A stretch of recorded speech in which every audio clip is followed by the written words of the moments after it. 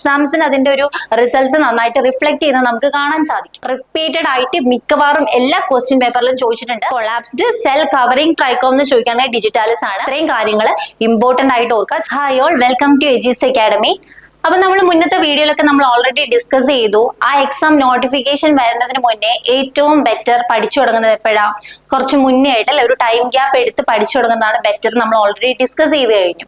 അപ്പോ ഇപ്പൊ പഠിച്ചുകൊണ്ടിരിക്കുന്ന കുട്ടികളാണെങ്കിൽ അവർക്ക് ചിലപ്പോൾ അത്രയും ബുദ്ധിമുട്ടുണ്ടാവില്ല. പക്ഷെ ഒരു ജോലിക്ക് കയറി പഠിത്തത്തിൽ നിന്നൊക്കെ ഒരു ടച്ച് വിട്ടുപോയവർക്ക് എന്തുകൊണ്ടും ബെനിഫിഷ്യൽ ആയിട്ടുള്ള ഒരു കാര്യമാണ് ഈ ഒരു ലോങ് ടേം ബാച്ചിൽ ജോയിൻ ചെയ്തിട്ട് ആ ഒരു 1 ഇയർ ടൈം എടുത്ത് നമ്മൾ അതിന് പ്രിപ്പയർ ചെയ്തിട്ടുണ്ടെങ്കിൽ അത് വളരെയധികം നമ്മുടെ എക്സാംസിന് അതിന്റെ ഒരു റിസൾട്ട്സ് നന്നായിട്ട് റിഫ്ലക്ട് ചെയ്യുന്നത് നമുക്ക് കാണാൻ സാധിക്കും. അപ്പൊ നമ്മൾ ഇന്ന് നോക്കാൻ പോകുന്നത്, അതായത് എങ്ങനെ എഫക്റ്റീവ് ആയിട്ട് നമുക്ക് ഒരു എക്സാമിന് പ്രിപ്പയർ ചെയ്യാം എന്നുള്ള 2-3 ടിപ്സ് ആണ് ഇന്ന് നമ്മൾ ഡിസ്കസ് ചെയ്യുന്നത്. അപ്പം ഏറ്റവും ആദ്യമായിട്ട് ഏറ്റവും ഫോർമോസ്റ്റ് ഇമ്പോർട്ടന്റ് ആയിട്ടുള്ള കാര്യം എന്താണ്? Study early. എന്താണ്? വളരെ മുൻകൂട്ടി നേരത്തെ നമ്മൾ എന്ത് ചെയ്യുക? പഠിച്ച് സ്റ്റാർട്ട് ചെയ്യുക, അല്ലെ? പഠിച്ചു തുടങ്ങുക എന്നുള്ളത് വളരെ ഇമ്പോർട്ടന്റ് ആയിട്ടുള്ള ഒരു കാര്യമാണ്. ആ ഒരു നോട്ടിഫിക്കേഷൻ എത്തുന്നതിന് മുന്നേ തന്നെയായിട്ട് കുറെ മുന്നേ നമ്മൾ ഏർലി പ്രിപ്പറേഷൻസ് നമ്മൾ സ്റ്റാർട്ട് ചെയ്യുകയാണെങ്കിൽ ബാക്കിയുള്ളവരിൽ നിന്ന് ഒരു വ്യത്യസ്തമായ രീതിയിൽ നമുക്ക് എന്ത് ചെയ്യാൻ പറ്റും?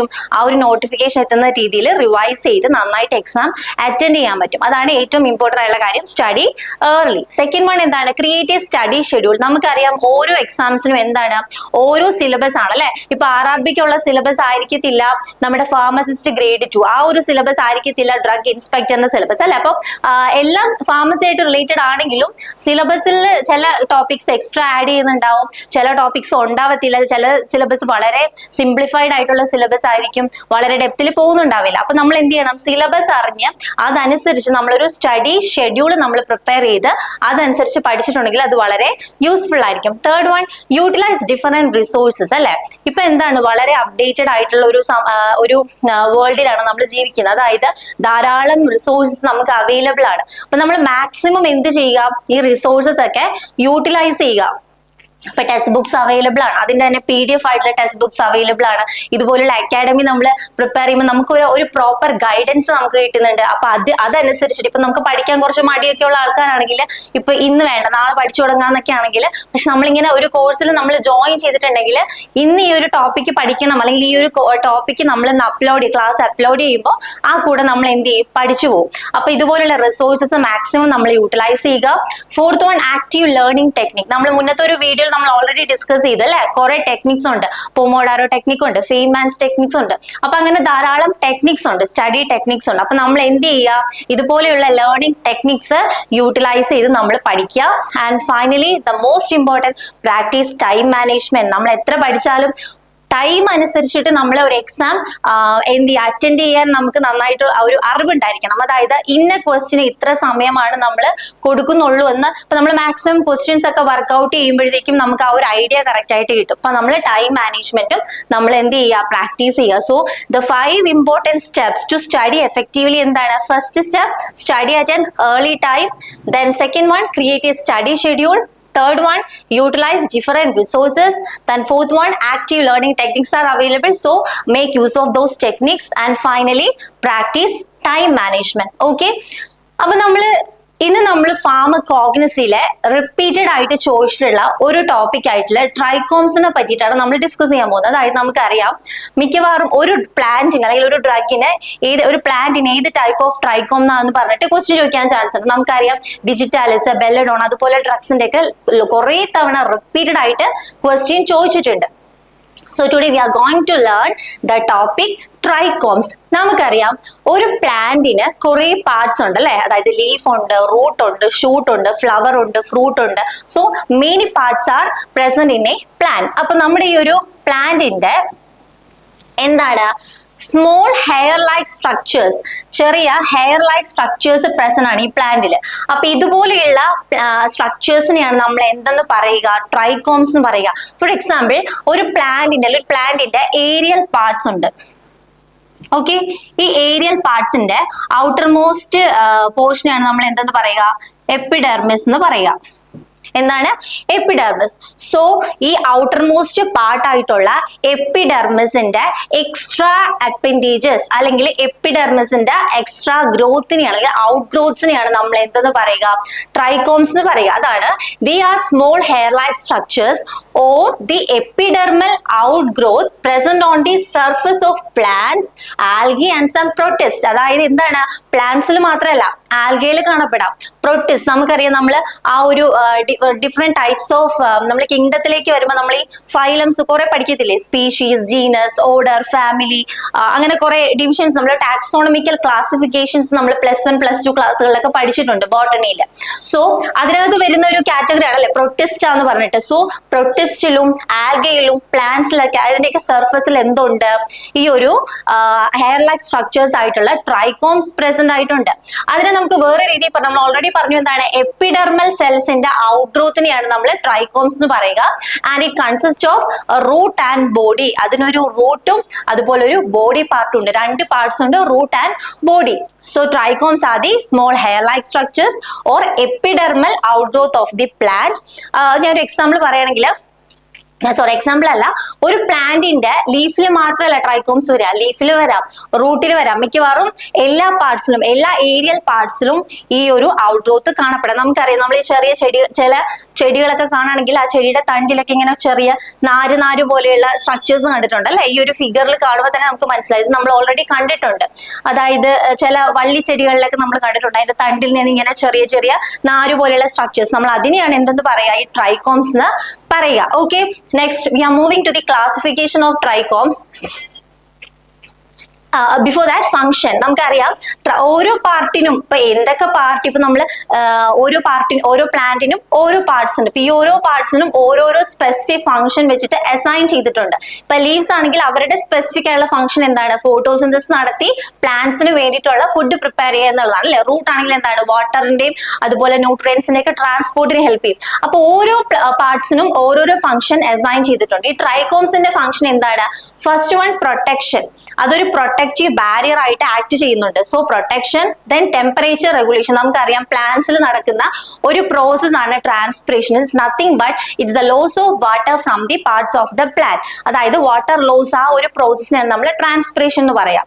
സോ എക്സസീവ് ആയിട്ടുള്ള ഈ വാട്ടർ ലോസിനെയും എക്സസീവ് ആയിട്ടുള്ള ഹീറ്റ് ലോസിനെയും പ്രിവെന്റ് ചെയ്യാൻ ഹെൽപ്പ് ചെയ്യുന്നതാണ് ഈ trichome. So the second one is temperature regulation and third one is moisture retention. അപ്പോ അതാണ് അതിന്റെ ഫംഗ്ഷൻ. ഫോർത്ത് വൺ എന്താണ്? കെമിക്കൽ ഡിഫൻസ്, ഒരു കൈൻഡ് ഓഫ് പ്രൊട്ടക്റ്റീവ് ഫംഗ്ഷൻ ആണ് അതും. പിന്നെ ഫൈനലി സീഡ് ഡിസ്പേഴ്സൽ. ചില പ്ലാന്റ്സിൽ ഡിസ്പേർഷൻ, സീഡിന്റെ ഡിസ്പേഴ്സലിന് ഹെൽപ്പ് ചെയ്യുന്നത് ഈ ഒരു ട്രൈക്കോംസ് ആണ്. So these are the most important functions of trichomes: protection, temperature regulation, moisture retention, chemical defence and finally seed dispersal.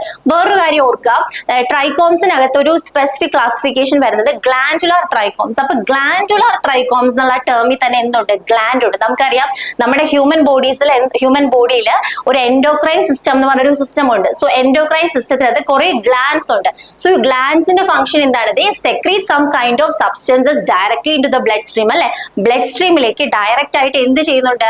ഈ ഗ്ലാൻഡ്സ് എന്തോ ഒരു സബ്സ്റ്റൻസിനെ സെക്രീറ്റ് ചെയ്യുന്നുണ്ട്. And that substance is known as hormone. So hormones എന്നാണ് അതിന് പറയാം. അതുപോലെ ഈ പ്ലാന്റ്സിനകത്തുള്ള ഈ ഗ്ലാൻഡുലർ ട്രൈക്കോംസ് എന്ത് ചെയ്യുന്നുണ്ട്? They secrete mucilage, gum, resins, അതുപോലെയുള്ള ചില സർട്ടീൻ സബ്സ്റ്റൻസിനെ സെക്രീറ്റ് ചെയ്യുന്നുണ്ട്. Okay, next moving to the classification. അത് ഞാൻ അവിടെ പറയാൻ കാരണം അതൊരു കൈൻഡ് ഓഫ് ഫംഗ്ഷൻ ആണല്ലോ. ആ ഒരു സെക്രീഷൻ ഓഫ് സെക്രീറ്ററി ആക്ഷനും അതിനുണ്ടെന്ന് പറയാൻ വേണ്ടിയിട്ടാണ് ഞാനൊരു പോയിന്റ് അവിടെ പറഞ്ഞത്. നെക്സ്റ്റ് വൺ, ഈ കംപ്ലീറ്റ് ആയിട്ട് ട്രൈക്കോംസ് ആബ്സെന്റ് ആയിട്ടുള്ള പ്ലാന്റ്സ് ഇതൊക്കെയാണ്: കൊക്കോ, ഹെംലോക്ക്, റിയു, സാവിൻ ആൻഡ് കോൺവലേറിയ. ചില പ്ലാന്റ്സും നമുക്ക് പഠിക്കേണ്ട ആവശ്യം വരത്തില്ല. ഇതിലെ കൊക്കോ നമുക്ക് ഫെമിലിയർ ആയിട്ടുള്ള ഒരു ടേം ആണ്. കൊക്കോയിൽ എന്താണ്? Completely rhizomes R absent. Next one, rarely present. അതായത് ചിലപ്പോൾ ഉണ്ടാവാം, ചിലപ്പോൾ ഉണ്ടാവാതിരിക്കാം. അങ്ങനെ റെയർലി പ്രസന്റ് ആയിട്ട് ബുച്ചു, ബിയർബെറി ആൻഡ് ഹെന്ന. അതിൽ നമ്മൾ കേട്ടിട്ടുള്ള ഏതാണ്? ഹെന്ന നമ്മൾ കേട്ടിട്ടുണ്ട് അല്ലെ? സോ റയർലി പ്രസന്റ് ആണ്. Trichomes are rarely present in henna. Next one, moving on to the major classification of trichomes. ഏതൊക്കെയാണ് മേജർ ആയിട്ടുള്ള 3 classification? Glandular trichome, covering trichome and the specialized trichome, that is the hydathodes. 3 trichomes ആണ് പ്ലാന്റ്സിൽ വരുന്നത്. Covering trichomes, glandular trichomes and hydathodes. എക്സാംസിന് important ആയിട്ട് അല്ലെങ്കിൽ repeated ആയിട്ട് ചോദിച്ചിട്ടുള്ള ഒരു പോർഷൻ ആണ് ഈ കവറിംഗ് ട്രൈക്കോംസും ഗ്ലാൻഡുലാർ ട്രൈക്കോംസ് ഒക്കെ ഏത് പ്ലാന്റ്സിനകത്താണ് ഉള്ളത് എന്നുള്ളത്. അപ്പൊ നമ്മുടെ ഈ ഗ്രേഡ് 2 പോലുള്ള എക്സാംസിന് ചിലപ്പോൾ ഡയറക്റ്റ് ആയിട്ട് ഈ ട്രൈക്കോംസ് ഏതാണെന്ന്, ചിലപ്പോൾ ഡ്രഗിന്റെ പേര് അല്ലെങ്കിൽ പ്ലാന്റിന്റെ പേര് കൊടുത്തിട്ട് ഏത് ട്രൈക്കോം ആണെന്ന് ചോദിക്കാം, അല്ലെങ്കിൽ ട്രൈക്കോമിന്റെ പേര് കൊടുത്തിട്ട് ഏത് പ്ലാന്റിലാണ് കാണപ്പെടുന്നതെന്ന് ചോദിക്കാം. ഇനി അതല്ലാണ്ട് സെൻട്രൽ ഗവൺമെന്റ് ടൈപ്പ് ഓഫ് എക്സാംസിലാണെങ്കിൽ ചിലപ്പോൾ കുറച്ചും കൂടി ഡെപ്തിൽ ചോദിക്കാൻ ചാൻസ് ഉണ്ട്. അപ്പൊ നമ്മൾ അതിന്റെ സബ് കാറ്റഗറീസ് നല്ലോണം അറിഞ്ഞിരിക്കുക. ഓക്കെ, അപ്പൊ 3 ക്ലാസിഫിക്കേഷൻ ഏതൊക്കെയാണ്? Covering trichomes, glandular trichomes and hydathodes. Covering, glandular and hydathodes. ഇനി കവറിംഗ് ട്രൈക്കോംസ് ആ ടേമിൽ തന്നെ ഉണ്ട് അല്ലെ. കവറിംഗ് ട്രൈക്കോംസ് എന്ന് പറഞ്ഞാൽ എന്താ? എന്തിനെയോ കവർ ചെയ്യാണ്. നമുക്കറിയാം നമ്മുടെ ബോഡിനെ കവർ ചെയ്യാന്നുള്ള ഫംഗ്ഷൻ വെച്ചിട്ട് പറയുകയാണെങ്കിൽ എന്താണ്? ഒരു പ്രൊട്ടക്റ്റീവ് ഫംഗ്ഷൻ അല്ലെ. എന്തെങ്കിലും ഒരു കാര്യത്തിന് നമ്മൾ കവർ ചെയ്യുകയാണെങ്കിൽ ആ ഒരു കാര്യത്തിനെ പ്രൊട്ടക്ട് ചെയ്യാൻ വേണ്ടിയിട്ടാണ് നമ്മൾ കവർ ചെയ്യുന്നത്. നമ്മൾ ഡ്രസ് ഇട്ട് നമ്മുടെ ബോഡിനെ കവർ ചെയ്യാൻ വേണ്ടി, നമ്മുടെ ബോഡിനെ ബാക്കിയുള്ള കാര്യങ്ങളിൽ നിന്ന് പ്രൊട്ടക്ട് ചെയ്യാൻ വേണ്ടി. അതുപോലെ തന്നെ പ്ലാന്റ്സിന്റെ കേസിൽ കവറിംഗ് ട്രൈക്കോംസ് ഉണ്ട്. ആ പ്ലാന്റിനെ പ്രൊട്ടക്റ്റീവ് അല്ലെങ്കിൽ പ്രൊട്ടക്റ്റീവ് ബാരിയർ ആയിട്ട് ആക്ട് ചെയ്യുന്ന ട്രൈക്കോംസ് ആണ് കവറിംഗ് ട്രൈക്കോംസ്. ഓക്കെ, ഇനി കവറിംഗ് ട്രൈക്കോംസിൽ തന്നെ 3 ക്ലാസിഫിക്കേഷൻ പിന്നെയും വരുന്നുണ്ട്. ഏതൊക്കെയാണ്? Unicellular trichomes, multi cellular unbranched trichomes and multi cellular branched trichomes. അപ്പൊ നമുക്കിതെല്ലാം കൂടി ചിലപ്പോൾ കൺഫ്യൂഷൻ ആവാം അല്ലെ. പക്ഷെ കൺഫ്യൂഷൻ ആവേണ്ട ആവശ്യമൊന്നുമില്ല. ആ ഒരു ടേമില് പറഞ്ഞേക്കുന്ന വേർഡ് പോലെ തന്നെ സ്പെസിഫിക് ആയിട്ടുള്ള ഡെഫിനിഷൻ ആണ് അതിൽ വരുന്നത്. അപ്പൊ എന്തായിരിക്കും യൂണിസെല്ലുലാർ? യൂണിസെല്ലുലാർ ട്രൈക്കോം എന്ന് പറഞ്ഞാല് യൂണിസെല്ലുലാർ, അതായത് എന്താണ്? സിംഗിൾ സെൽ, ഒറ്റ സെല്ലുള്ള ട്രൈക്കോംസ് ആണ് എന്ത്? Unicellular trichomes.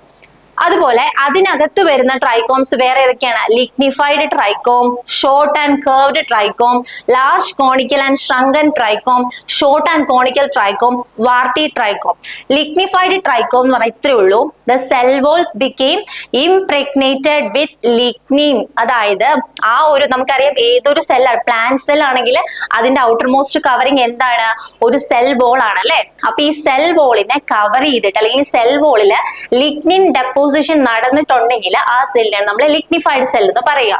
അപ്പം ലിഗ്നിഫൈഡ് ട്രൈക്കോംസ് പറഞ്ഞാൽ എന്താണ്? ആ ട്രൈക്കോംസിന്റെ ഔട്ടർ മോസ്റ്റില് ലിഗ്നിൻ ഡെപ്പോസിഷൻ ഉണ്ടാവും. അങ്ങനെ ലിഗ്നിഫൈഡ് ആയിട്ടുള്ള ട്രൈക്കോംസ് മെയിൻ ആയിട്ട് കാണപ്പെടുന്നത് നക്സ്വോമിക്കയിലും സ്ട്രോഫാന്തസിലും ആണ്. ഇത് റിപ്പീറ്റഡ് ആയിട്ട് ചോദിച്ചിട്ടുണ്ട്. ഏതാണ് ലിഗ്നിഫൈഡ് ട്രൈക്കോം? നക്സ്വോമിക്ക. നക്സ്വോമിക്കയിലാണ് ഏതുള്ളത്?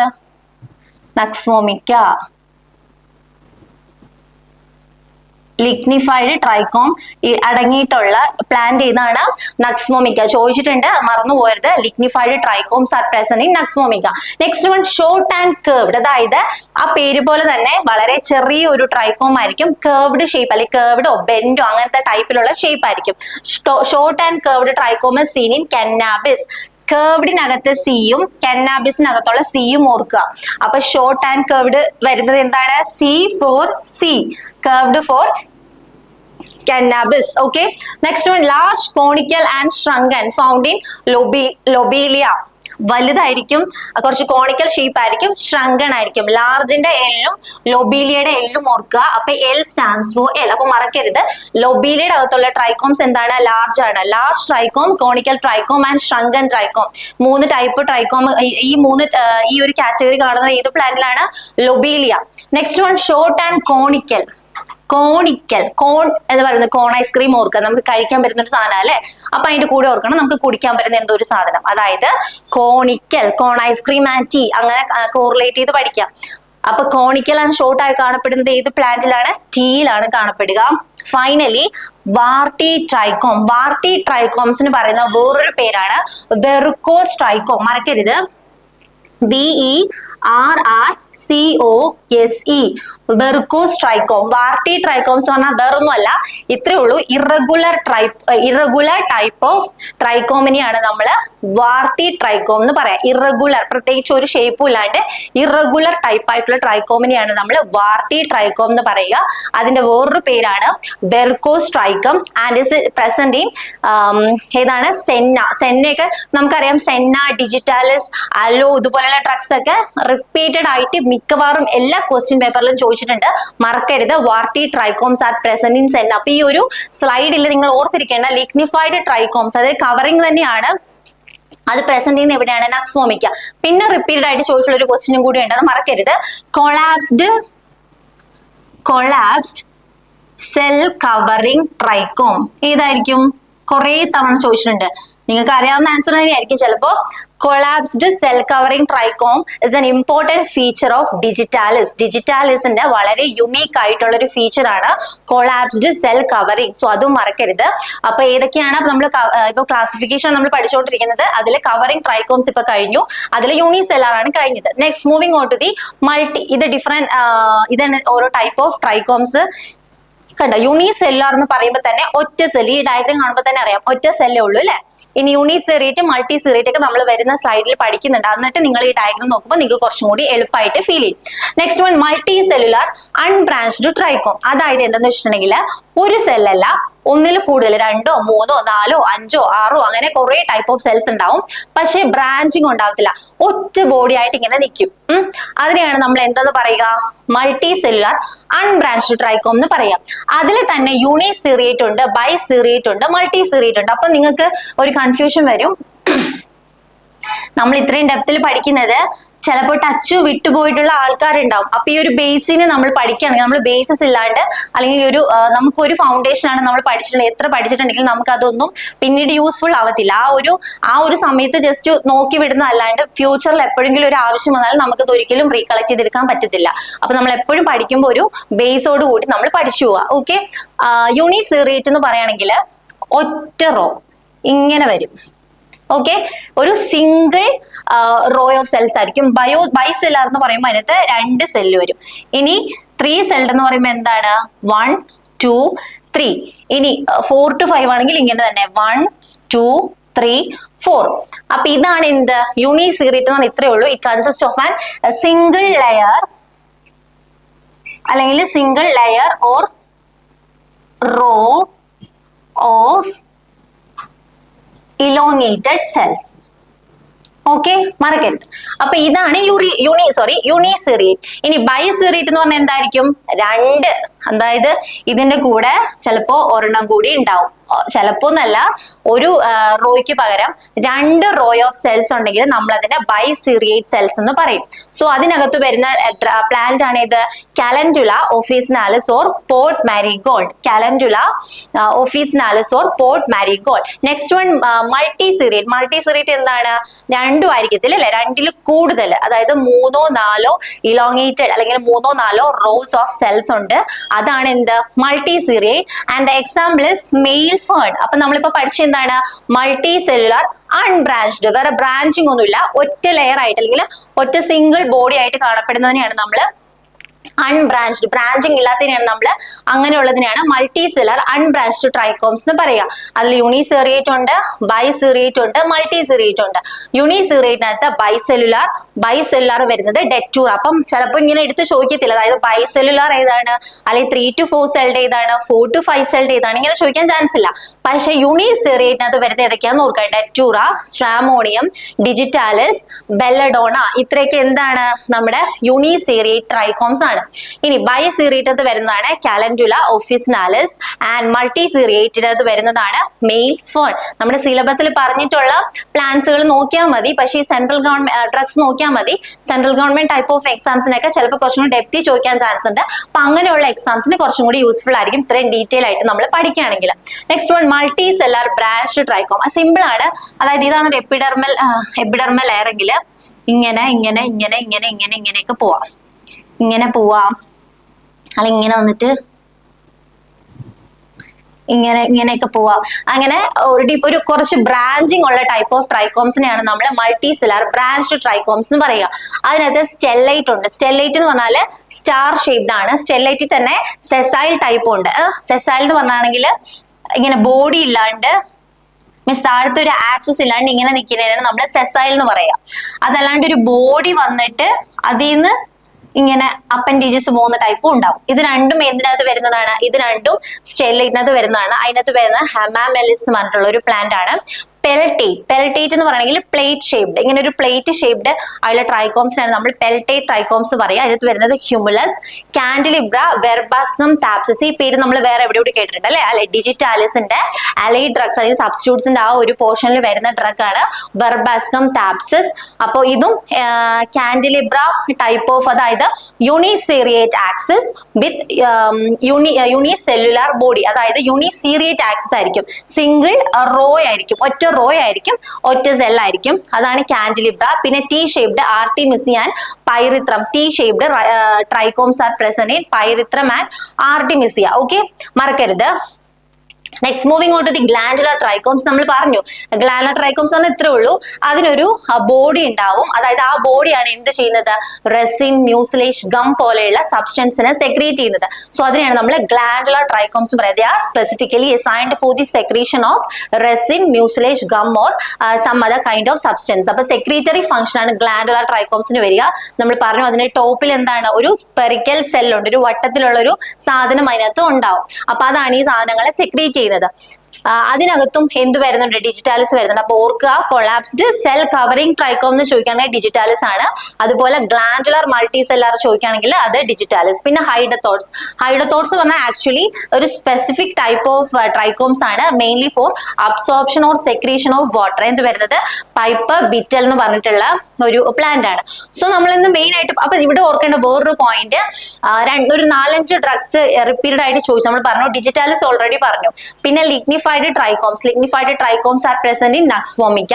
പിന്നെ നമ്മൾ warty trichomes are present in senna. പിന്നെ collapsed cell covering present in digitalis. അപ്പൊ ഇത്രയും കാര്യങ്ങൾ ഇമ്പോർട്ടന്റ് ആയിട്ട് ഓർക്കുക. ചെറിയൊരു പോർഷൻ ആയിരുന്നു, ഫാർമക്കോഗ്നസിലെ ഏറ്റവും മൈന്യൂട്ട് ആയിട്ടുള്ള ഒരു ടോപ്പിക്കാണ് നമ്മൾ ഇന്ന് ഡിസ്കസ് ചെയ്തത്. അപ്പൊ ഇങ്ങനെയുള്ള കുഞ്ഞു കാര്യങ്ങൾ ആദ്യം പഠിച്ചു പോകും. അപ്പൊ നിങ്ങൾ ആ ഒരു അടുക്കണ സമയം ആകുമ്പോഴത്തേക്കും ഫുൾ ആയിട്ട് റഷില് പഠിച്ചു തുടങ്ങേണ്ട ആവശ്യം, ആ ഒരു റഷിലോടുകൂടി ആ ഒരു ഫുൾ സിലബസ് പഠിച്ച് നിങ്ങൾക്ക് കുറച്ചും കൂടി സ്ട്രെസ് ഉണ്ടാവും. അപ്പൊ ഇങ്ങനെയുള്ള കുഞ്ഞു ടോപ്പിക്സ്, നമുക്ക് കുറച്ചും കൂടി ഇൻട്രസ്റ്റ് ഉള്ള ടോപ്പിക്സ് ആദ്യമേ പഠിച്ചു തുടങ്ങാം. പയ്യെ എല്ലാവരും നല്ല പൊസിഷനിൽ എത്തട്ടെ, നല്ല രീതിക്ക് റാങ്ക് ഒക്കെ സ്കോർ ചെയ്യട്ടെ. Best wishes for future. Thank you.